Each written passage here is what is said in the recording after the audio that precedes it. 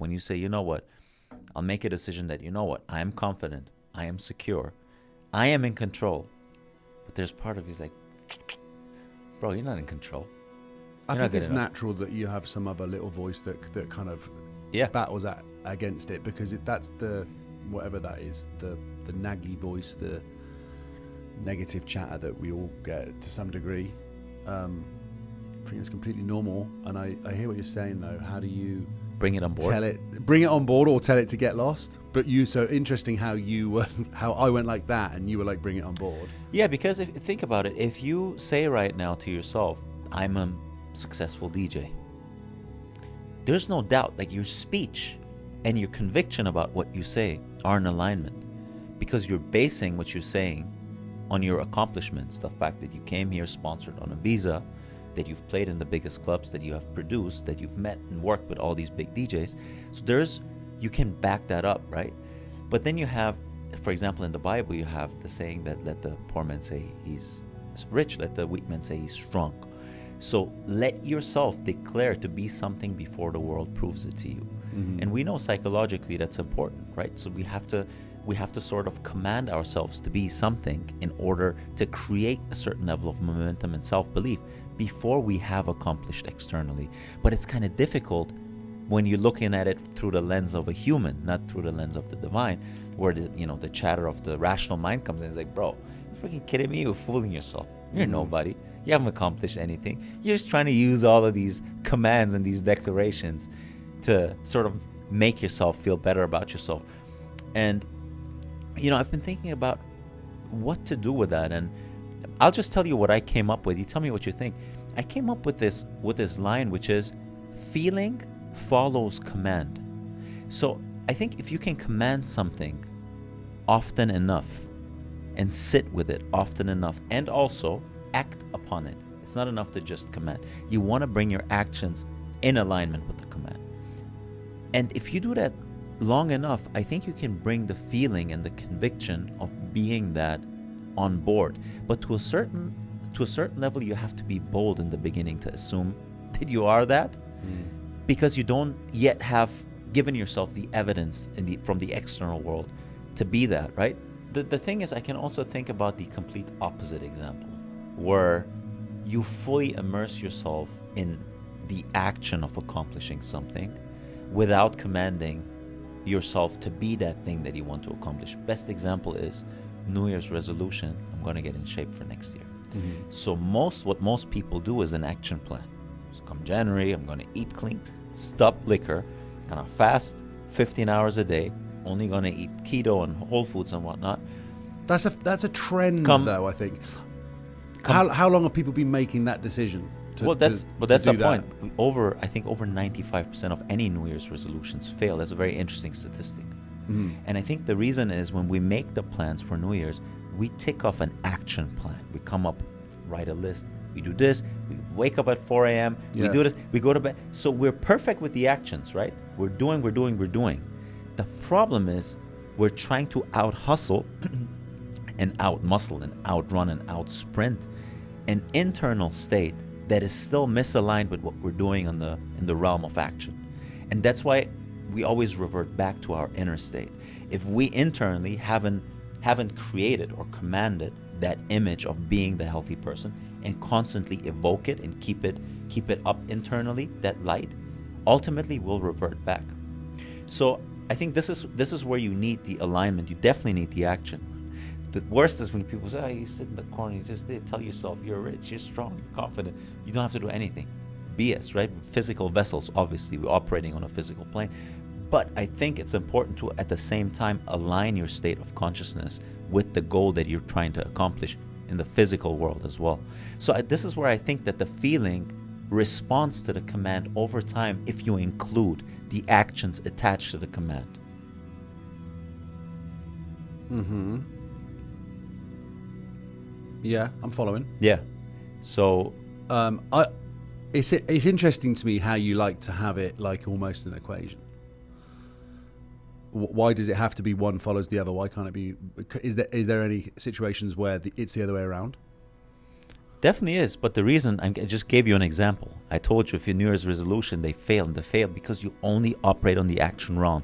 So my entire point is, how can you bring those two in alignment? How can you operate but also not revert back to your old state? Mm-hmm. So of course you can get in there through action, but my point is, if you only go in there through action without working on the mental aspect of it, there's a high chance you will not get there ultimately. You will give up. Whatever that is. There's different examples that I've seen in my own life. So I think it's kind of an alignment of the mental and the physical. And so I think the commanding is an essential aspect to become something, even though it's far removed from you today. I think that boldness, that feeling of I'm declaring something I'm not, I might feel stupid here.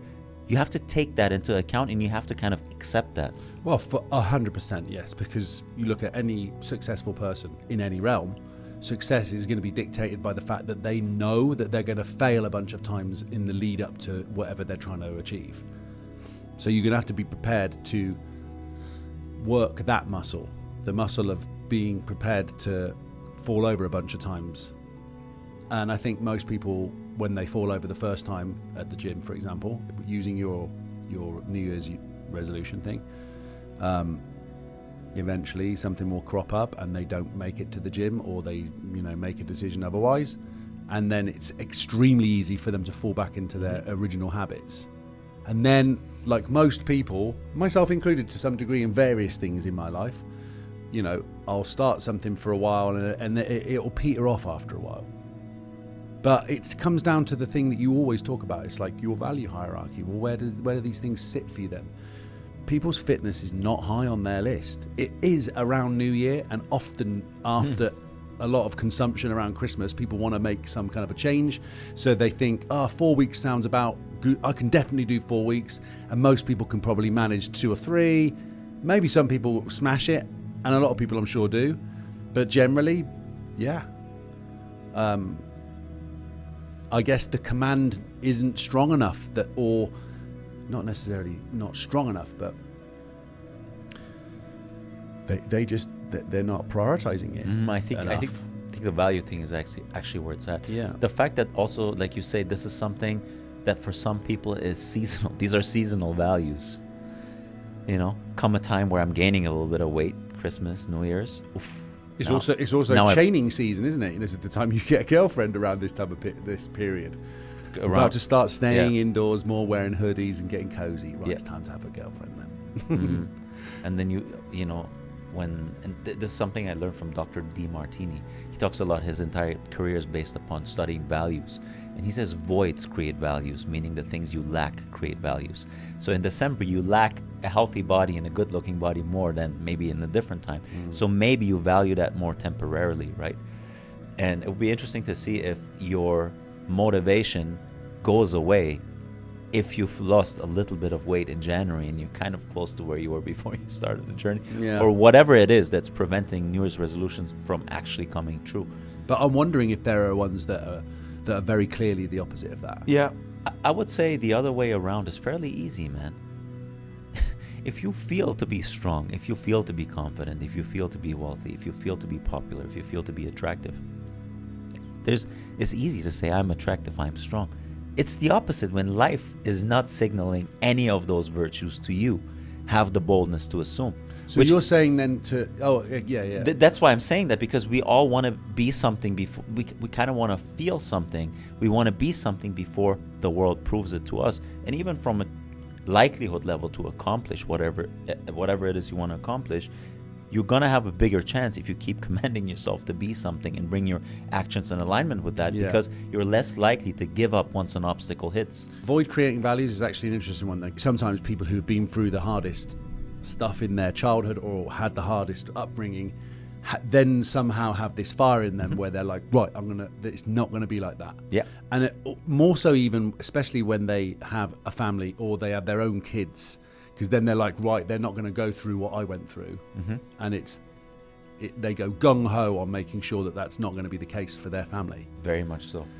I know, for example, in my experience, in my upbringing, my valuing for fitness and health and even fashion comes from the fact that I didn't have, I was never perceived as someone who was very much in shape or very fashionable, or very good looking. All my friends had girlfriends before me. When I was 12, 13, I told you this. I always had a mustache, bro. Persian. I was born with a little bit Dude, of the picture's going to, I'll put the picture up for that. Dude, it's like all the girls were with my friends, but I was always kind of the one that was shy on the side. But I was always like, oh man, I wish I could also have a girlfriend. I wish the girl would be interested in me too. And I think that's why once I started kind of getting in shape, once I started modeling, even back in Germany, I was like, okay, and I really valued that because that was all void when I was young. So from there, that's why I value health and fitness and all of that. It's because of that stuff that I experienced as a kid. Probably if I had gotten all the attention as a kid and I was always, let's say, the very popular kid or the very good-looking kid, I might have not valued it to that extent that I do right now. So there's definitely that child still holding on to that. 100%. And it's exactly the same for me. I through school, I was very affected with acne. It made me have lower confidence. Now, I still had some confidence because I was carrying myself in other ways. Like I was smart enough in some classes to be able to get through it. But that's not what you're interested in when you're 14 years old. You're interested in feeling like attractive, at least in some sort of a way. Like the same like with what you're saying. I didn't have a girlfriend at school. I was interested in this one girl. I used to literally would follow her around. Like you'd walk in laps at my school. Like it's a big school here, and then at lunchtime people would just like had something walk similar, around. And then you got the people playing football and whatever else. But me and a couple of my mates would just do laps, and I was literally following the girl that I fancied. And it's just like, what am I doing? Like, go talk to her. And? But I was so scared. No, because I was too scared to talk to people close because I thought they'd just be looking at my spots. I was so concerned. It's the same with my mustache. I felt exactly the same. Well, you could have just shaved your moustache off, can you? I wish I could have just shaved my spots off. It was crazy because it's so thick. No. Also, my parents, they taught me these things when I was younger. They're like, don't do it.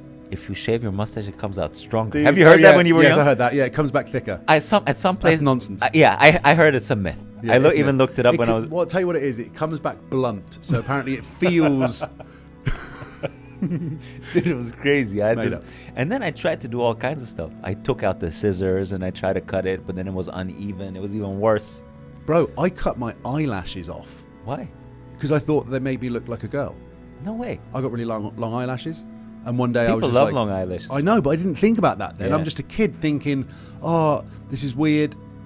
Why my eyelashes? So I want to look like more like a man. Yeah. So I was like, I cut them off. Damn. And then I just started crying all the time because I had nothing to stop the dust going in my eyes. Oh. So my eyes were just watering, and then eventually went to the doctors, and he's like, Mark, you can't cut your eyelashes off. There's a reason why they're there, dude. And I'm like, oh, okay. I guess I don't know how old I was at this point, 9 or something. I don't know. But yeah, the whole way through, and I think this is just kids, right? You're at that point, you're sensitive to the world, very sensitive in a way where you're picking up on cues and stuff all around you. Yeah. And then the hormonal change that happens when you become a teenager, everything's upside down, and you're so easily swayed by certainly other people's opinions, the status of different kids at school, who's the popular kid, who's the hot girl, who's smart, who's the fast. It was like, who's the fastest runner? Like all of these kind of things. It's so competitive. It feels like that, at least anyway. Yeah. Or it did for me. And that was part of my development, because obviously I'm growing up at the same time as feeling like I've got to achieve as best as I possibly can. But I also noticed that a lot of my tendencies for like perfectionism also were kind of blossoming at that kind of time. So I did good in grades, but I was rubbish with like talking to people. Not necessarily people, but certainly the opposite sex. Yeah. We tried to compensate with something else. For me, it was also grades. I was good in school and soccer. Yeah. I played for Frankfurt, so I was kind of popular because I was always kind of one of the best soccer players in my small town.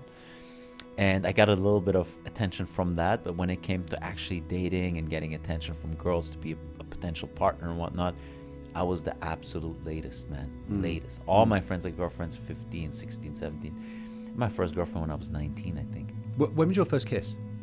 Uh, 19. 19 was your first kiss. First kiss, man. I remember, dude. I remember one time, bro. It was I crazy didn't because know one of this. my friends, his name is Michael, in Germany. We were maybe 15, 16. He had a girlfriend, Christina, and we were at one of my other friends' house. We were like 8 guys or so. Michael was one of them. He's like, "Oh, guys, Christina's gonna come over. Just say hi real quick." And he was the one who had a girlfriend. And this was for me dude, this was so far removed. It almost like, oh, he has a girlfriend. That's crazy. He's going on dates. Yeah. And so she came in, and bro, she was like, she started greeting everyone. And in Germany, you greet with kiss, kiss. You don't hug. So it's like that, and maybe a little bit of hug. So I was at the end of the circle, essentially, from where she started. So she was saying hi to every guy one by one, kiss, kiss. Bro, before she came to me, I got so nervous because I'm like, man, is she going to move to the left or the right first? I don't want to look stupid. Overthinking. So you're just like, which way do I go in? Which way do I go? Go in. And then she came, and I even felt warm. I knew I got red just from doing that. That's how shy I was. And that's how little experience I had. And I was already, at that time, maybe 15, 16, you know? And so for me then, when I started getting attention and stuff, that was a crazy thing.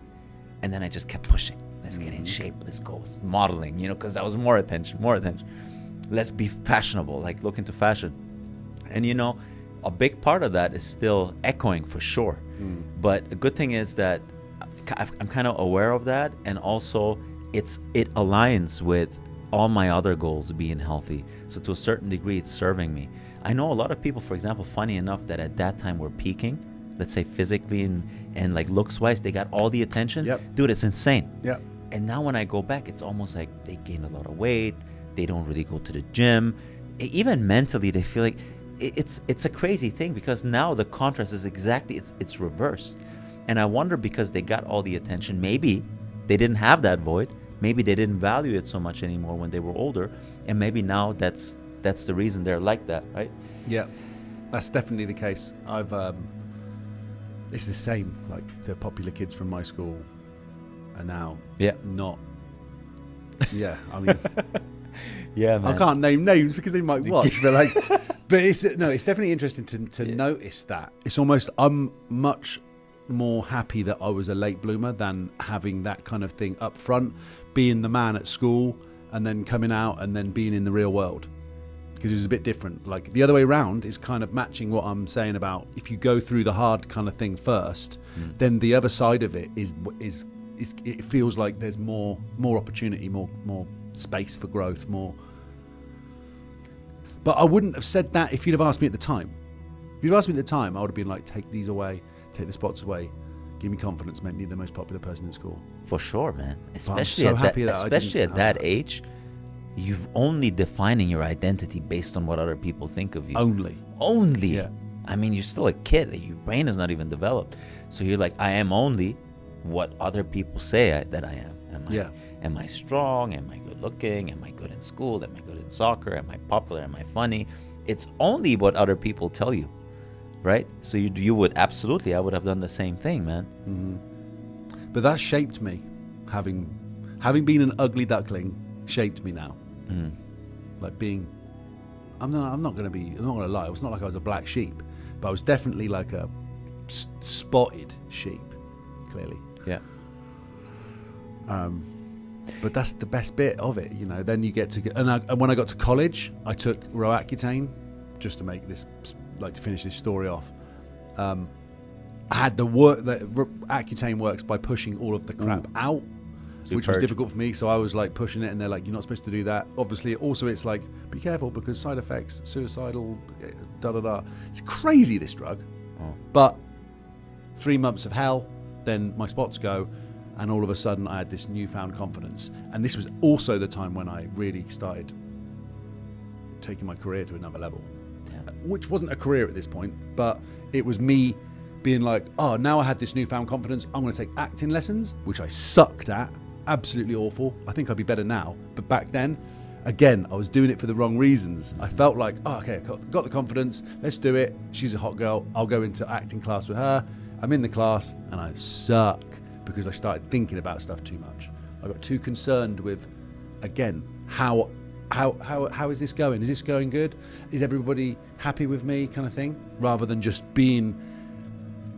To be good in that kind of in an acting class, you've got to be prepared to kind of look like a fool. Mm-hmm. Like you're given lines, you have to play someone else. Yeah.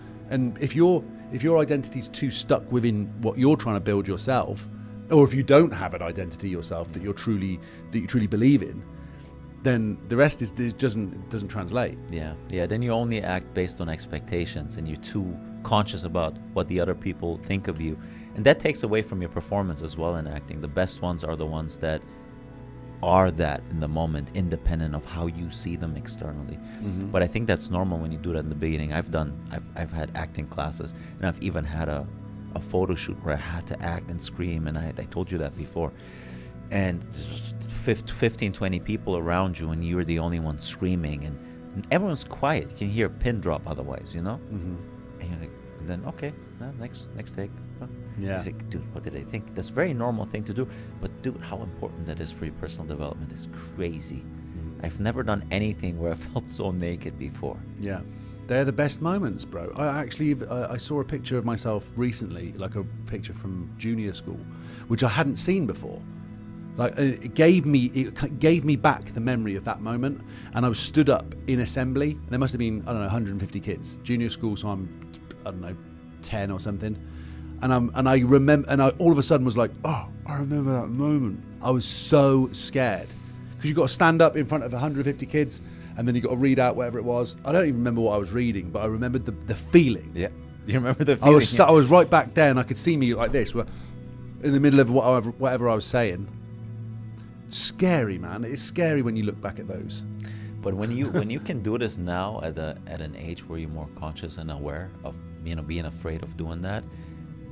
Yeah, it breaks down so many barriers, man. I know, but I still get mini bits of those every now and then, which it's interesting to notice when they come up. And also, and for example, one recently happened with me when I was playing at a charity event, and they had Ray Kurzweil talking with Steve Aoki, and they opened up the floor to questions. And I had a question, but I hadn't kind of formulated quite how I would ask it, so I didn't ask it. Because I was like, I kind of know quite kind of what I want to say, but I'm not well versed enough in the subject. But what I should have done is just asked anyway, because I'm layman at that point. Like, what am I concerned about? You're concerned about people perceiving you as stupid. Yeah. But the question is relevant either way, and the question potentially could have been something that many other people in the room were also wondering about, or maybe didn't have the confidence to ask either. I should be able to get over that. My job is in front of people. Yeah. This is interesting because, people always think that the reason that they're not asking this question or not speaking up in this situation is because there's a chance of being perceived as stupid. And if they only knew more and were less stupid, then they would ask that question. We all think that. But that's the illusion, man. It's the illusion that you will get from a point of non-stupidity, or from stupidity to non-stupidity, if you just educate yourself enough and build yourself up enough. Whereas the reality is, the moment you can embrace the fact that you're going to be stupid, there's things you're stupid about. Mm-hmm. And there is the chance that you will feel stupid and be evaluated as stupid. The moment you're accepting of that, you're actually asking the question. Yeah. It's not the moment that you have removed that fear of stupidity, right? Mm-hmm. You got to embrace the stupidity and go full force into it. It's the embracing of your good and your bad. That's really what the wholeness is. Not just thinking I am whole once I remove all the minuses and I only have pluses. That's the illusion. That's how the ego thinks, because ego thinks about life as survival or death, and it also thinks as this or that, and it also thinks binary, and it also thinks as life as linearly, right? You're moving on a timeline, and if along this timeline you accumulate those shiny objects, the wife, the house, the car, the career, and you live in that city you want to live, then you're moving from incompletion towards completion, and that's also aligning with birth to death. Like, it has this illusion that things are following that timeline. Like you say, it's binary. Once I do this, then I have that. That assumes that right now I don't have, but then I will have. That's really what it is, right? And the moment you realize that that's the thing, you're chasing that feeling of completion, because the divine God is complete.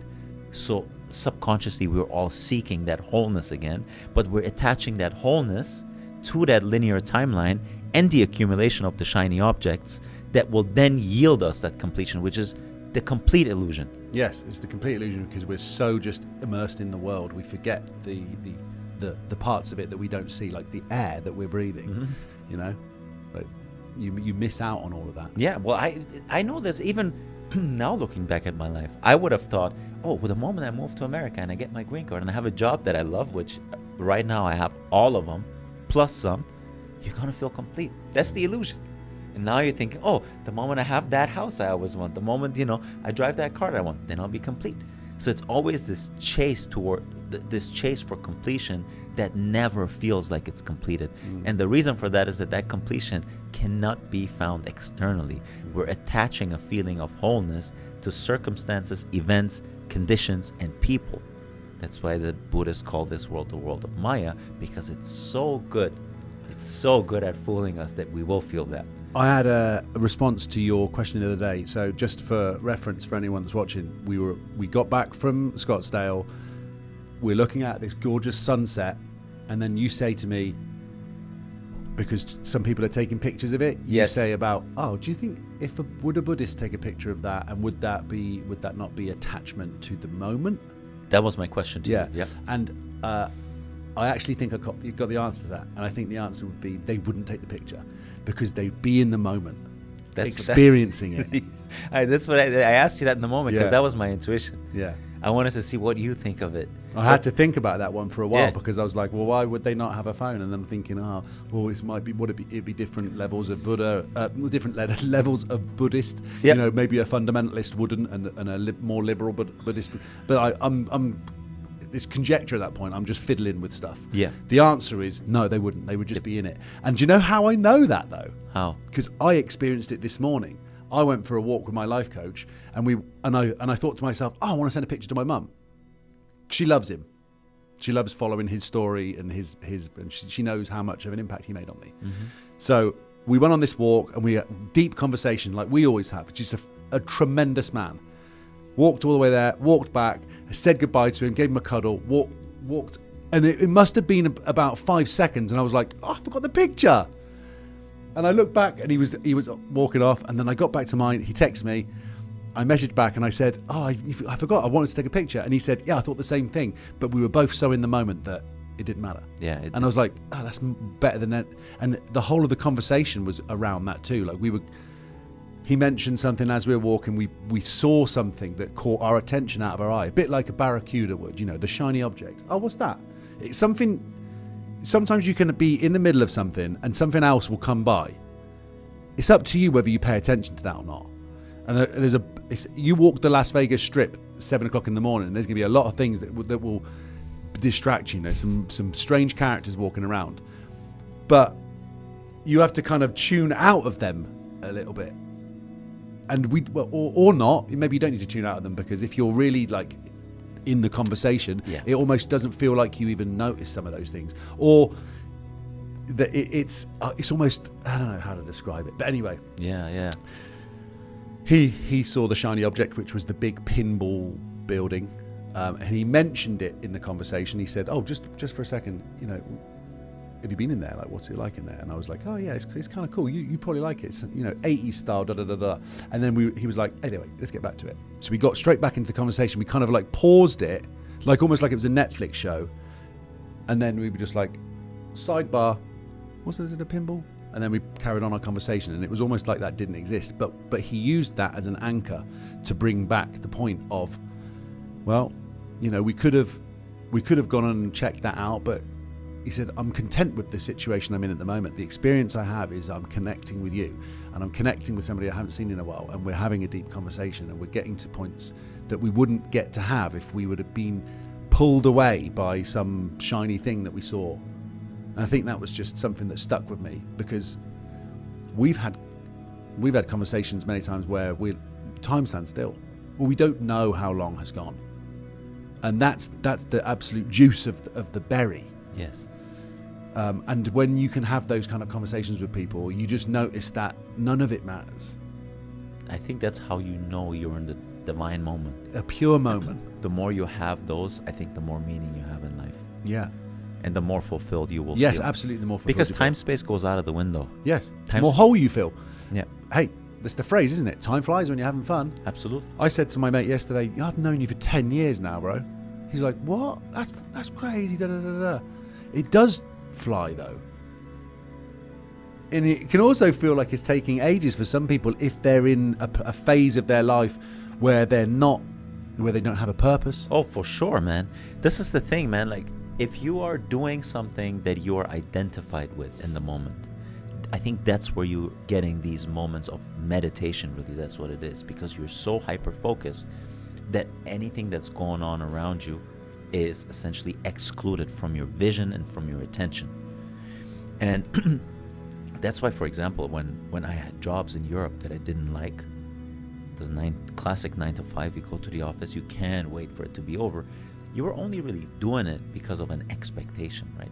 You're doing it because you get the paycheck at the end of the month. Or I think in the UK you get it weekly, which is weird. I think you get it weekly in Germany. Bi-weekly. Bi-weekly. In Germany you get it monthly.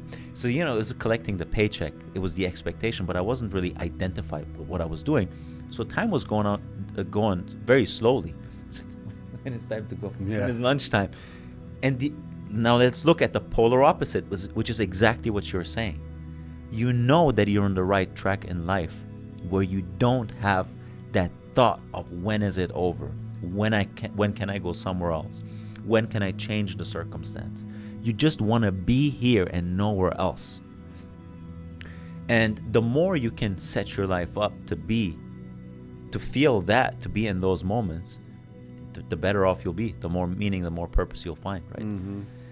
So the command has to be true to your purpose. That's a tough question, bro. That's a difficult question because that assumes that you know what your purpose is to begin with. Okay, so if you don't know your purpose, then Yeah. I think it's got to come down to your right. We don't need to make it too fiddly with definitions of like what's your purpose and all this, but you can ask somebody like, what do you care about? Like, what brings you joy? Yeah. And they should be able to understand and be able to answer that, or they should be able to come up with something. Yes. Some direction that can help them kind of narrow it down. Yes. And another thing you can do is actually, if you really struggle with saying, what you like, you can say definitely what you dislike. And at least you can begin to kind of get rid of the dust around the outside of you so you can find out, what your inner essence is and what you care about. I'm going to talk about purpose in two ways. I have two different, I guess, ways to talk about purpose. Having something or doing something that I'm passionate about that creates a net benefit for people other people outside of me, that creates a net benefit universally, and that I'm also afraid of doing. Like, if that's something that ticks off all those three areas, it's something that I should be pursuing, and it's going to give me a certain level of identification and purpose. For example, podcast, okay? Was I passionate about doing this in the beginning? I've been telling you so long, I want to do this, we should do this, right? Second thing was, do I think that it creates a benefit outside of me or you and me? Yeah. People might listen to it, they might pick up some idea that then, has them think, and that might improve their life. So there's a net positive in what you do. It's different to selling drugs to people, for example, right? The third thing is there a fear attached to doing that? Also, because, again, you're going to be naked to a certain degree. You have to share experiences of your life. Like you just talked about your acne. I talked about my mustache. Maybe not so comfortable, right? So there's a fear attached to doing that. So every time I have those three boxes ticked off, I kind of know that I have to do it. It's my responsibility to do it. It's my divine calling to do it. That's kind of my own definition of it. There's also a scientific definition for purpose, which has been studied. You have purpose when, scientifically speaking, when three different aspects are present. The first one is you are making decisions. Decisions are not being made for you. And and this brings us back to the Alan Langer conversation, where it doesn't really matter so much evaluating the decision and saying this is the best decision, I have to make this one. It's about making the decision, because it puts you in the driver's seat and it gives you the responsibility for making the decision, no matter what the decision is. That's the first one. The second one is stretching your capacity, operating on the margins and expanding the margins. For example, when you go to the gym, when you push yourself just slightly beyond your limit, that's when you grow. When you overdo it, you're going to get injured and you can't really do it too long. If you do it too little, you're kind of going to be on your phone a little bit, do a little bit of dumb. So the stretching capacity physically, but also mentally. Mm-hmm. Again, coming back to something you're uncomfortable with, which you spoke about earlier. Maybe you're afraid of speaking in public, the reading in front of the class. But if that's something you're afraid of, if you can just stretch that boundary a little bit, maybe you can hold a conversation in the grocery store rather than going up and singing in public. That's going to stretch your boundaries, and do that in all areas of your life. And the third aspect is relatedness and belonging.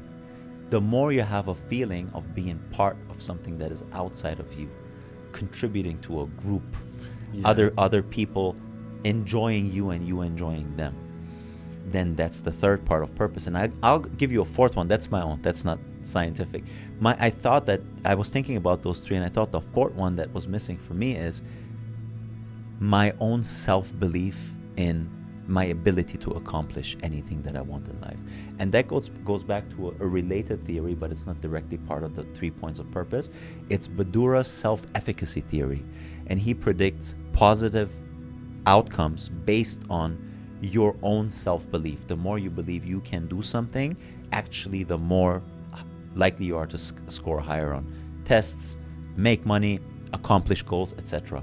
And that for me is the fourth point of purpose, is creating that level of self-belief in addition to those three, that I just felt like that's always something that I want to work on, and that feels good, just to create this conviction that anything I put my mind to, I can actually accomplish. That gives me a lot of sense of purpose as well. Gives you a lot of sense of power as well. Yeah. How can you nurture that part of yourself, the part of yourself that believes that you can achieve anything? Because we're European as well. American kids are basically told that from a young age. English kids, I don't know what it's like for you, but I was not told you can achieve anything. It was like, it was like you should do this. Exactly. Doctor, lawyer. It's the same thing. For sure, man. Yeah, I think, this is a really big question, man. But from just the broadest level, it really starts with awareness of the beliefs you have about yourself that are limiting. If you're not aware of the things that are holding you back, or that are preventing you from believing that you cannot change it. So the first point is having that awareness. And the second point is identifying what beliefs you hold specifically that are limiting. If you believe that, you're always unlucky. You believe that you're an imposter, you're more stupid than most people around you. If you believe that, life has not really been going my way, I'm the one that is not presented with a lot of opportunities. As long as you have those, you can't really hold self-belief, because those are essentially in misalignment with that, right? So a part of your question is going to be answered with the fact, how can you rewrite limiting beliefs? And you can, again, only rewrite limiting beliefs through awareness. You have to practice a certain level of silence, meditation, or journaling, whatever works for you, to get insight to your inner state. Yeah. Tuning out external noise. We spoke about this the other day. There's been studies again now where the consumption of social media, external noise, is correlated with actually color blindness to your own emotional state, which is alexithymia. So the more you're consuming external noise and images, the less likely you are to detect what is going on inside of you. If you can't detect what's going on inside of you, dude, how can you change any of that? Yeah. And so the prerequisite is shutting off the noise and the pictures and the images. This was specifically for social media, wasn't it? Mm-hmm. Is this equivalent for watching TV, for example? Or it's also that. Okay. It's also that. And the reason for that is that there is a part of your brain that essentially gives you insight to your internal state, and that's called the default mode network. And the external consumption of social media suppresses and deactivates that ability. And that can, by the way, also tilt in the other extreme where you're overly self-aware, and that's when the default mode network is hyperactive. But that's not what we're talking about. When you're not on social media at all? All of a sudden, very sensitive. Well, the thing that you'll realize is for a lot of people, I mean, we've done a lot of meditation. It's very uncomfortable in the beginning. Yeah, for sure.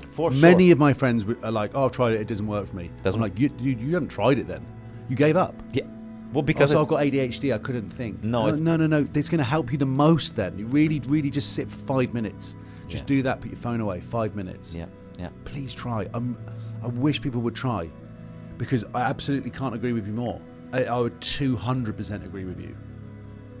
Finding silence in this information realm, in this world of constant barrage of information and marketing, and buy this and it will make your life better. You know, all that crap. Like, we need to and I'm addicted to my phone. I fully admit that. But you got to find moments where you can get some peace from that. Mm-hmm. Like, we can't just be on the toilet watching YouTubes. I remember the story I cited. Phone usage in the toilet is associated with 46% higher likelihood to develop hemorrhoids. Do you want that? Like, come on, bro. That's a heavy cost to bear for a YouTube video. That's a heavy one, dude. Yeah, that's heavy. I'm down to not get that. Yeah. But yeah, man, it's. I think, you know, to make it maybe a little bit more practical, why are we not doing that? Why are we giving up after a session of silence or after a session or a week of meditation? You know, I noticed that we will always follow doing things that give us a certain feeling state. We all chase feeling state no matter what. The reason I'm going to the gym is, oh, I feel healthy, I look good, I feel like almost completed, you know? Or why do we feel like we want to read the Bible or we want to read spiritual texts? We value doing that because it gives us a feeling of peace after we read it, right? Almost feels like everything is okay after we read it. So when it comes to us giving up on things, I think a lot of times either we haven't fully realized how much of a good feeling state it will give us in the long run, because it's different to the short-term gratification of eating a slice of pizza or watching porn or getting drunk. That gives you an immediate good feeling, right? But sitting in silence in the beginning sucks. The chasing the positive feeling state is hiding behind it sucks. Yeah. You have to get through that, right? So that's why a lot of times we don't associate feeling good with it. But if you've done it, if you've tasted a little bit of that good flavor that comes with it, then it's going to increase in value for you. Yeah. Anything that increases in value for you, you're much more likely to pursue, because then it operates as an auto muscle for you. You and I go into the gym automatically. We don't even think about it. Oh, it's raining, so I'm going to the gym. But in the beginning, it's like, it's raining. Let me maybe stay at home.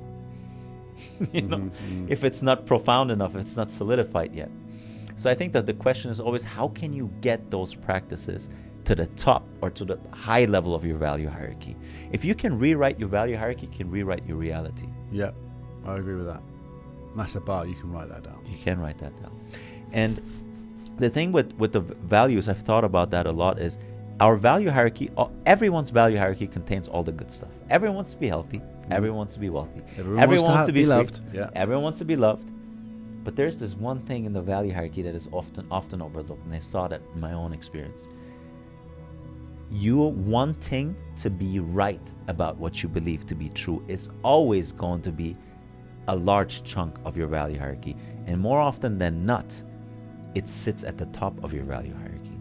Because what you believe to be right about, your fundamental beliefs, are your map of reality. And no one wants to have a wrong map of reality. Everyone wants to be able to say, see, Mark, I was right. Told ya. Gives us a good feeling, right? I agree with what you're saying, but I want to push back on that a little bit. Okay. Because yes, and I definitely feel that because I have a developed ego. But there are many people who are just wanting to feel right because that actually makes them feel like they know what they want in their life, and that if that's not balanced, then what have you got? You have absolutely. You have nothing. no. That's the point. You're going to get just blown around by like the wind. Well, let's dissect that then. What you just said. So if someone says yes, but I just want to be right about that because it allows me to get a grip on life. If I can't believe in my fundamental beliefs, I'm lost. True, of course.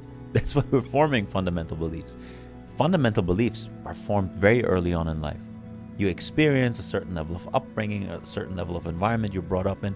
Oftentimes our fundamental beliefs are shaped by emotional events we've had in the past that we try to make sense of. Because anything that you feel emotionally, specifically the negative events, you don't want to keep feeling them negatively. If your parents treat you a certain way when you were a kid, you feel about it, right? You feel like, oh man, maybe they don't love me, maybe they don't like me, maybe I'm not smart enough. So then you write out an idea of why they might treat you a certain way, and you repeat that idea often enough, and you masquerade that as truth. That's how the fundamental belief is formed, right? So you just And suppress those feelings. Exactly. And so now that operates on a subconscious level for you. And it's absolutely, like you say, it's a normal thing to do because it's our map of meaning. It's our map of survival. The problem is, you can absolutely have beliefs that serve you. If what you want out of this world, the love, the wealth, the job you love, the partner you want, if all of that is aligned with your beliefs, it's perfect.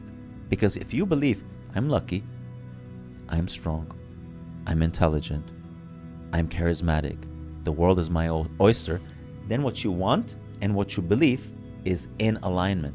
Perfect. The problem is that most of the time it's not in alignment because we want X, but we believe Y.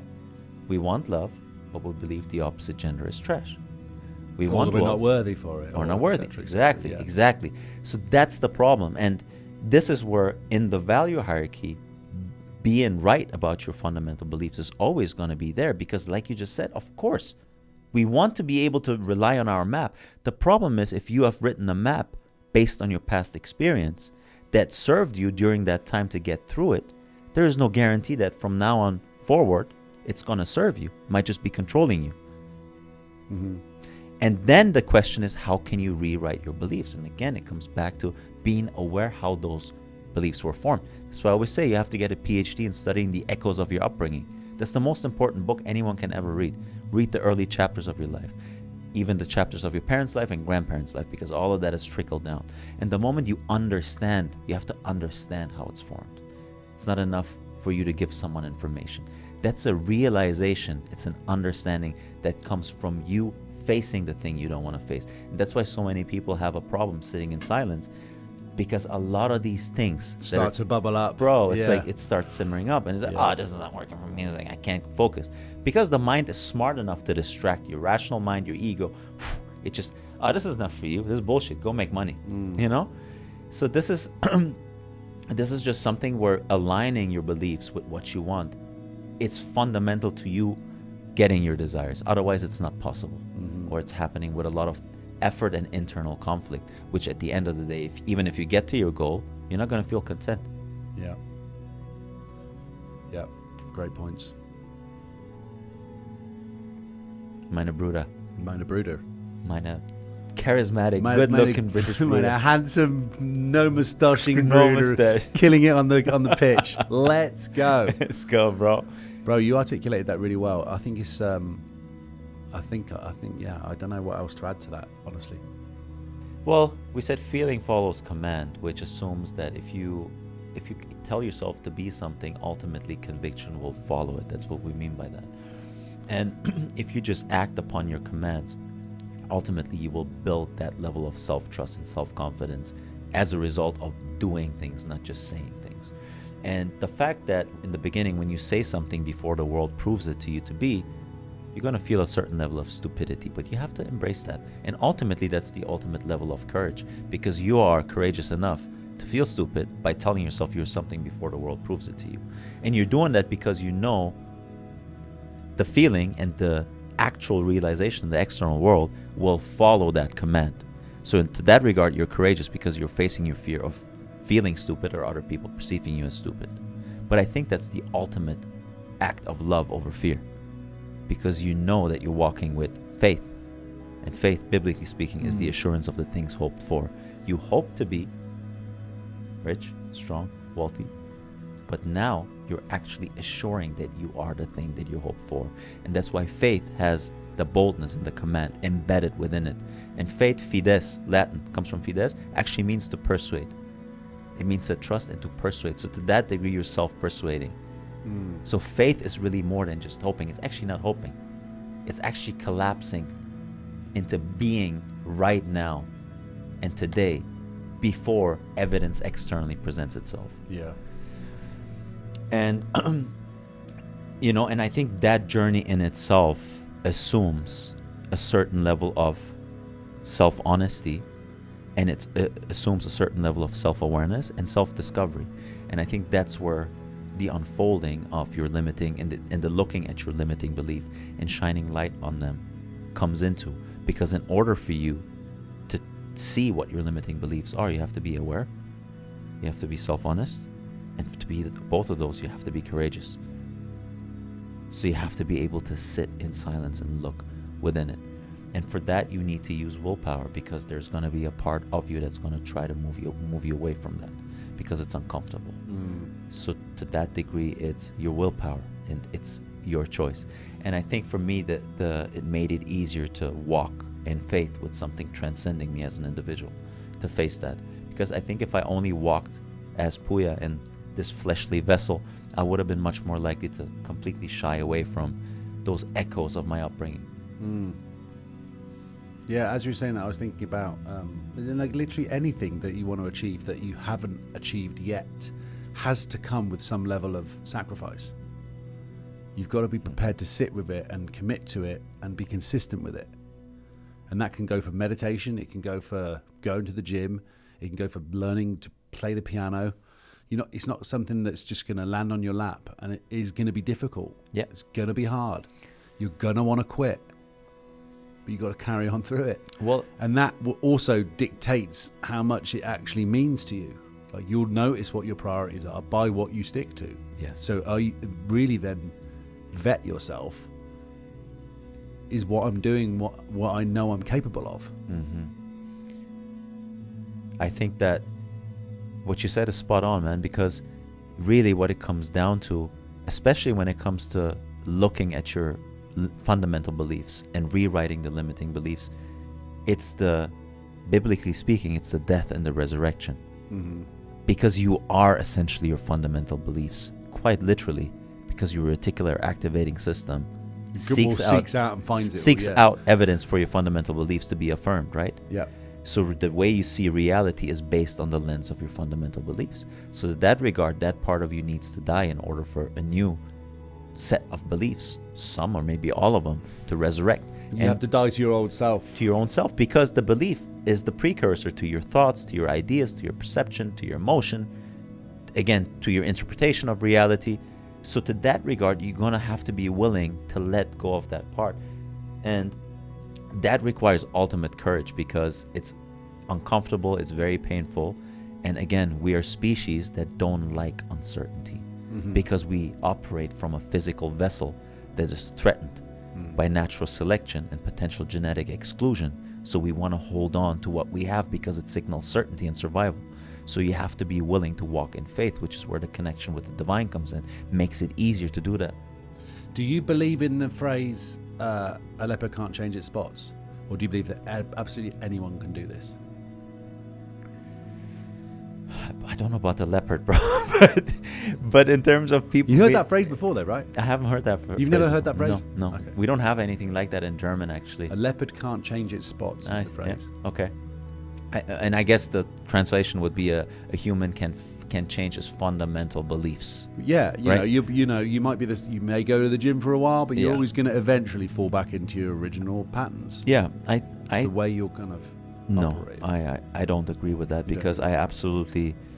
Well, if there is one fundamental belief that I won't change ever, it's the fact that I'm in charge of whatever I want to be in charge of.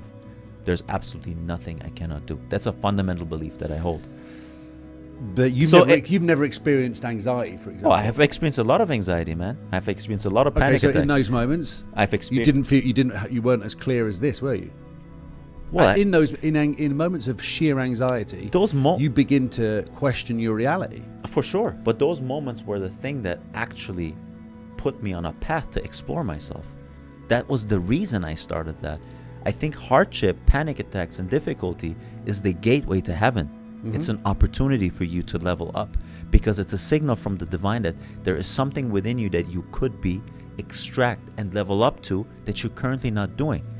And more often than not, it's life circumstances. It's that relationship, it's that job, it's the fact that you feel like stuck because there's things you want to do but that you're afraid of. Yeah. So really what it is not shying away from that, but accepting it, sitting with it.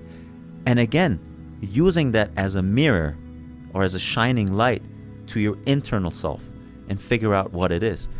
And it's absolutely difficult in that moment, but it presents you also with the opportunity to level up. If you didn't have that, everything would be okay. You always have the choice. Yeah. Yes. And so I think that level of sort of that confidence, it's developed and earned as a result of looking at the things that you're afraid of. And that requires that self-honesty part. What is it that I'm believing that is limiting, and what am I hiding behind? This comes back to the Carl Jung quote, doesn't it, as well? Yes. You will find what you most need where you least want to look. It's a brilliant quote. Absolute banger, yeah. Banger quote.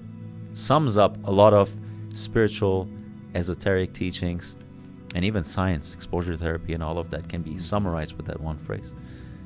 Yeah, superb. Yeah. All right, bruv. All right, bruv. Nice one. Nice one. Should we go finish these guys off? Let's do it. Cheers, bro.